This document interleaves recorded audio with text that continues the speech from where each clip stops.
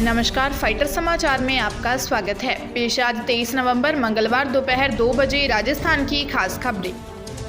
कांग्रेस नेता व अलवर नगर परिषद सभापति बीना गुप्ता और उनके बेटे कुलदीप गुप्ता को एसीबी ने रिश्वत लेते गिरफ्तार किया। सभापति गुप्ता ने खुद के घर पर ऑक्शनर से रिश्वत मांगी थी। रिश्वत के रूप में 3,50,000 रुपये देना तय हुआ। करीब 1,35,000 रुपये पहले दिए जा चुके थे। अब 80,000 रुपये लेते हुए गिरफ्तार किए गए हैं। शिकायतकर्ता मोहनलाल ने एसीबी को करीब सवा महीने पहले शिकायत दी थी कि वह नगर परिषद में ऑक्शनर है। परिषद की अस्थायी जगह पर दुकान लगाने के ठेके देता है। इसके अलावा प्रचार प्रसार के काम करता है। इसके लिए परिषद की ओर से उसे 2% कमीशन मिलता है। सभापति बीना गुप्ता इस कमीशन की राशि में से 50% रिश्वत मांगती है। शिकायत के सत्यापन के बाद दोनों को रिश्वत लेते दबोच लिया। सभापति के घर बड़ी मात्रा में गोल्ड भी मिला है। मंत्री बनने से वंचित रहे विधायकों को अब संसदीय सचिव बनाकर संतुष्ट करने की तैयारी है। बसपा से कांग्रेस में आए विधायकों को संसदीय सचिव बनाना तय है। 3 से 4 निर्दलीय और 5 से 7 कांग्रेस विधायकों को संसदीय सचिव बनाए जाने के आसार हैं। कांग्रेस हाईकमान से संसदीय सचिवों के नामों पर मंजूरी मिलते ही इसकी नियुक्ति की घोषणा हो सकती है। अभी संख्या तय नहीं है। अनुमान के अनुसार 15 के आसपास संसदीय सचिव बनाए जाने की चर्चा है। गहलोत कैबिनेट में मंत्रियों की खाली जगह पूरी कर दी है। जगह कम होने से सभी दावेदारों को मंत्री नहीं बनाया जा सका है। बसपा से कांग्रेस में आने वाले निर्दलीय और गहलोत समर्थक कुछ कांग्रेस विधायकों को अब संसदीय सचिव बनाकर संतुष्ट करने की रणनीति है। 14 जिले ऐसे हैं जहां से कांग्रेस विधायक होते हुए भी एक भी मंत्री नहीं बनाया गया है। राजस्थान लोक सेवा आयोग की ओर से राजस्थान राज्य एवं अधीनस्थ सेवाएं संयुक्त परीक्षा 2021 के फाइनल आंसर की जारी कर दी गई है।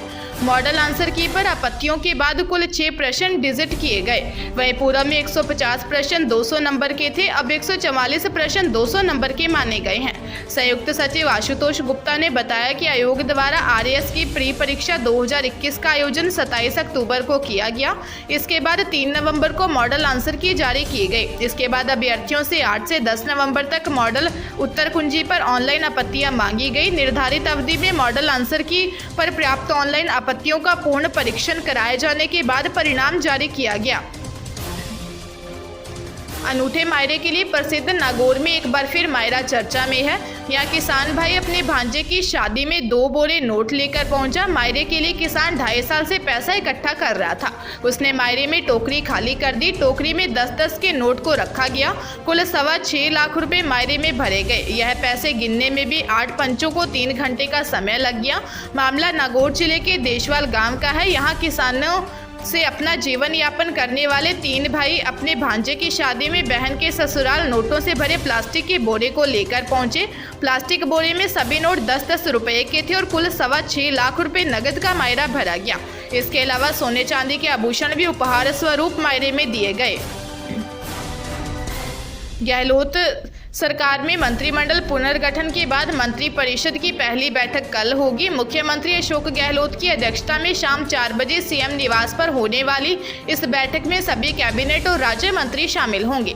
क्योंकि सभी राज्य मंत्रियों को स्वतंत्र प्रभार का मंत्री बनाया गया है, इसलिए अब कैबिनेट और मंत्री परिषद की अलग अलग बैठकें नहीं होंगी। मंत्रियों को कोऑर्डिनेशन के साथ काम करने की सलाह दी जाएगी। उनके विभागों के वर्क प्लान पर चर्चा होगी। 17 दिसंबर को प्रदेश सरकार अपने 3 साल पूरे करने जा रही है।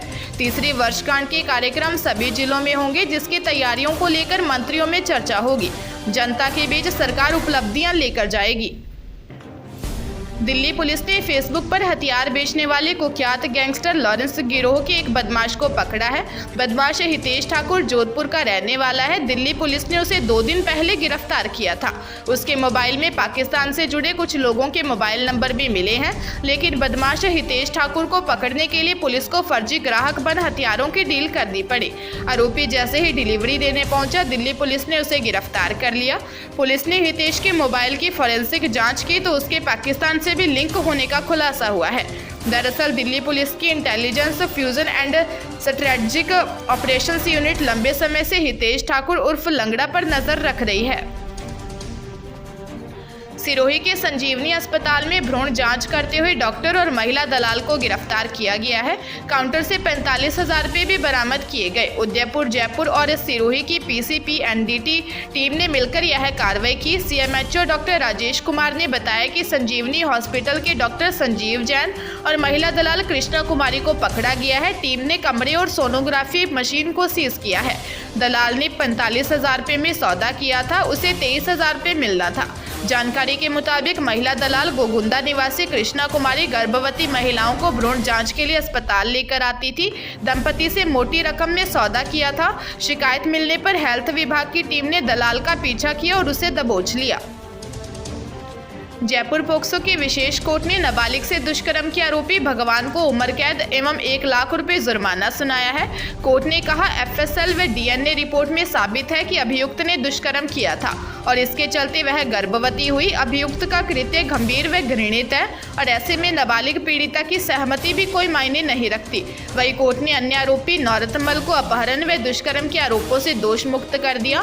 पीड़िता के परिजनों ने 13 जुलाई 2019 को दूदू थाने में रिपोर्ट दर्ज करवाई थी कि उसकी बेटियां 12 जुलाई को गौचर भूमि में बकरियों का दूध लेने गई थी और वे वापस घर पर नहीं लौटी। बीकानेर जिले के श्री डूंगरगढ़ थाना क्षेत्र के रानासर गांव में एक खेत में बनी डिग्गी के पास ही बच्चा खेल रहा था, जो डिग्गी में जा गिरा। बाप ने गिरते हुए देखा तो खुद भी डिग्गी में कूद गया। दोनों की मौके पर ही मौत हो गई। सूचना पर पहुंची पुलिस ने बताया कि खेत में 3 साल का ललित सिंह खेल रहा था। इस दौरान वो डिग्गी के पास चला गया। पैर फिसलने से सीधे डिग्गी में जा गिरा। पिता खेम सिंह डिग्गी के पास ही नहा रहा था। जैसे ही उसने बेटे को गिरते देखा, वैसे ही उसने भी छलांग लगा दी। वो बेटे को बचाने की कोशिश में खुद भी नहीं संभल सका और दोनों की डूबने से मौत हो गई। जयपुर जिले की शास्त्री नगर थाना पुलिस ने राहगीरों से पर्स व मोबाइल फोन लूटने वाले 2 शातिर लुटेरों को गिरफ्तार किया है। अंतर्राज्यीय गैंग के इन बदमाशों के कब्जे से पुलिस ने लूटे गए 2 मोबाइल फोन, सोने की एक चेन, चांदी का एक लॉकेट व 2,000 रुपये बरामद किए हैं। इसके अलावा लूटपाट में काम आने वाली बाइक भी बरामद की है। प्रारंभिक पूछताछ के दौरान सामने आया कि यह दोनों शातिर बदमाश यूपी से गाजियाबाद से बस में बैठकर जयपुर आते हैं, यहाँ मोटरसाइकिल चुराते हैं। इस बाइक पर शहर की पौष कॉलोनियों में घूमकर राहगीर महिलाओं के पर्स छीनते हैं, मोबाइल फोन लूटते हैं और वापस बस में बैठकर उत्तर प्रदेश में भाग जाते हैं। गिरफ्तार आरोपियों की पहचान मोहम्मद समद उर्फ लौरा व मोहम्मद समीम उर्फ छोटिया के रूप में हुई है। ताजा तरीन खबरों के लिए फाइटर न्यूज को सब्सक्राइब करें और बेल आइकन को प्रेस करें ताकि नई न्यूज अपडेट होते ही आपके फोन की घंटी बज जाए। Once again